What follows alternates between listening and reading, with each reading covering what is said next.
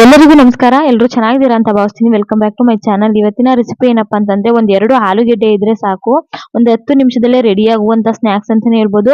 ಮಕ್ಕಳಿಗೆ ತುಂಬಾ ಇಷ್ಟಪಟ್ಟು ತಿಂತಾರೆ ಈ ರೀತಿಯಾಗಿ ಮಾಡ್ಕೊಟ್ರೆ. ಮತ್ತೆ ಟೊಮೊಟೊ ಜೊತೆ ತಿನ್ನಕ್ಕೆ ತುಂಬಾನೇ ಒಳ್ಳೆ ಕಾಂಬಿನೇಷನ್ ಅಂತಾನೆ ಹೇಳ್ಬೋದು.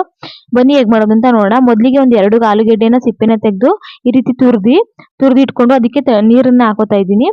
ನೀರನ್ನ ಹಾಕೋದ್ರಿಂದ ಅದು ಆಲೂಗೆಡ್ಡೆ ಕಪ್ಪಾಗೋದಿಲ್ಲ ಅಂತ ಹೇಳಿ.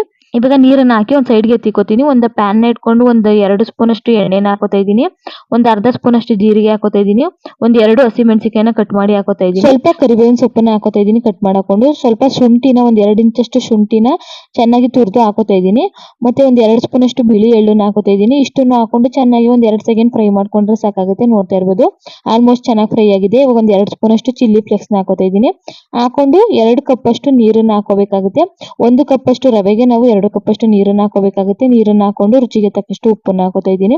ಹಾಕೊಂಡು ನಾವು ಮೊದಲೇ ಏನ್ ತುರಿದು ಇಟ್ಟಿದ್ವಿ ಆಲೂಗೆಡ್ಡೆ ತುರಿ ಅದನ್ನು ಸಹ ಹಾಕೋತಾ ಇದ್ದೀನಿ. ಹಾಕೊಂಡು 1 ಕಪ್ ಅಷ್ಟು ಕ್ಯಾರೆಟ್ ತುರಿನೂ ಸಹ ಹಾಕೋತಾ ಇದ್ದೀನಿ. ಹಾಕೊಂಡು ಇದು ಸ್ವಲ್ಪ ಬೇಯೋದಿಕ್ಕೆ ಬಿಡಬೇಕಾಗಿದೆ. ಯಾಕೆಂದ್ರೆ ಆಲೂಗೆಡ್ಡೆನೂ ನಾವು ಬೇಯಿಸಿಲ್ಲ ಮತ್ತೆ ಕ್ಯಾರೆಟ್ ಬೇಯಿಸಿಲ್ಲ, ಹಂಗೇನೆ ಹಸಿದೇನೆ ತುರಿದು ಹಾಕಿರೋದ್ರಿಂದ ಒಂದು 5 ನಿಮಿಷ ಬೇಯಿಸ್ಕೊಂಡ್ರೆ ಸಾಕಾಗುತ್ತೆ. ಬೇಗನೆ ತುರಿದಿರೋದ್ರಿಂದ ಬೇಗನೆ ಬೇಯುತ್ತೆ. ಇವಾಗ 1 ಕಪ್ ಅಷ್ಟು ರವೆನ ಹಾಕೊಂಡು ನಾವು ಯಾವ ರೀತಿ ಉಪ್ಪಿಟ್ಟು ಮಾಡ್ತೀವಿ ಆ ರೀತಿಯಾಗಿ ಮಾಡ್ಕೋಬೇಕಾಗುತ್ತೆ. ರವೆನ ಹಾಕೊಂಡು ಗಂಟಿಲ್ದೇ ಇರೋ ತರ ಚೆನ್ನಾಗಿ ಮಿಕ್ಸ್ ಮಾಡ್ಕೋಬೇಕಾಗುತ್ತೆ. ನೋಡ್ತಾ ಇರ್ಬೋದು ಯಾವುದೇ ತರಹ ಗಂಟಿಲ್ಲ, ಚೆನ್ನಾಗಿ ನೀರು ಕೂಡ ಅಬ್ಸರ್ವ್ ಆಗಿದೆ. ನೋಡ್ತಾ ಇರ್ಬೋದು ಚೆನ್ನಾಗಿ ಮಿಕ್ಸ್ ಮಾಡ್ಕೊಂಡು ಇದಕ್ಕೆ ಸ್ವಲ್ಪ ಕೊತ್ತಂಬರಿ ಸೊಪ್ಪನ್ನ ಹಾಕೊಂಡು ಚೆನ್ನಾಗಿ ಮಿಕ್ಸ್ ಮಾಡ್ಕೊಂಡು ಇದಕ್ಕೆ ಇವಾಗ ಒಂದು ಲಿಡ್ನ ಕ್ಲೋಸ್ ಮಾಡಿ ಒಂದು 5 ನಿಮಿಷ ಬಿಟ್ಬಿಟ್ರೆ ಸಾಕು. ರವೆ ಎಲ್ಲ ಚೆನ್ನಾಗಿ ಅರಳುತ್ತೆ ಅಂತ ಹೇಳಿ. ಇವಾಗ ನೋಡ್ತಾ ಇರ್ಬೋದು ಹಿಟ್ಟನ್ನ ಇವಾಗ ಒಂದು ತಟ್ಟೆಗೆ ಹಾಕೊಂಡು ಚೆನ್ನಾಗಿ ಕೈಯಲ್ಲಿ ಮಿಕ್ಸ್ ಮಾಡ್ಕೋಬೇಕಾಗುತ್ತೆ. ಈ ರೀತಿಯಾಗಿ ಕಿವುಚ್ಕೊಂಡು ಮಾಡೋದ್ರಿಂದ ನಮಗೆ ಸ್ನಾಕ್ಸ್ ತುಂಬಾ ಚೆನ್ನಾಗಿ ಬರುತ್ತೆ ಅಂತಾನೆ ಹೇಳ್ಬೋದು. ಇವಾಗ ನೋಡ್ತಾ ಇರ್ಬೋದು ಉಂಡೆ ತರ ಈಗ ನಾವೆಲ್ಲ ಜಾಮೂನ್ ಎಲ್ಲ ಯಾವ ರೀತಿಯಾಗಿ ಮಾಡ್ತೀವಿ ಆ ರೀತಿಯಾಗಿ ಸ್ವಲ್ಪ ಜಾಮೂನ್ಗಿಂತ ಸ್ವಲ್ಪ ದೊಡ್ಡ ಉಂಡೆಗಳನ್ನ ಮಾಡ್ಕೋಬೇಕಾಗುತ್ತೆ. ಈ ರೀತಿಯಾಗಿ ಉಂಡೆಗಳನ್ನ ಮಾಡ್ಕೊಂಡು ಸ್ವಲ್ಪ ಕೈಗೆ ಎಣ್ಣೆ ಅಥವಾ ತುಪ್ಪ ಏನಾದ್ರು ಹಚ್ಕೊಂಡು ಈ ರೀತಿಯಾಗಿ ಉಂಡೆಗಳನ್ನ ಮಾಡಿ ಇಟ್ಕೊಳ್ಳಿ. ನೀವು ಈ ರೀತಿಯಾಗಿ ಉಂಡೆ ತರನು ಮಾಡ್ಬೋದು, ಇಲ್ಲ ಅಂದ್ರೆ ವಡೆ ತರನು ತಟ್ಕೊಂಡು ಕೂಡ ಬೇಯಿಸ್ಕೋಬಹುದು. ಈ ರೀತಿಯಾಗಿ ಉಂಡೆ ಮಾಡಿ ಇಟ್ಕೊಂಡಿದೀನಿ. ಮೊದಲೇ ಎಣ್ಣೆನ ಕಾಯೋದಕ್ಕೆ ಇಟ್ಟಿದೆ. ಇವಾಗ ಎಲ್ಲಾ ಉಂಡೆಗಳನ್ನ ಹಾಕೋತಾ ಇದ್ದೀನಿ.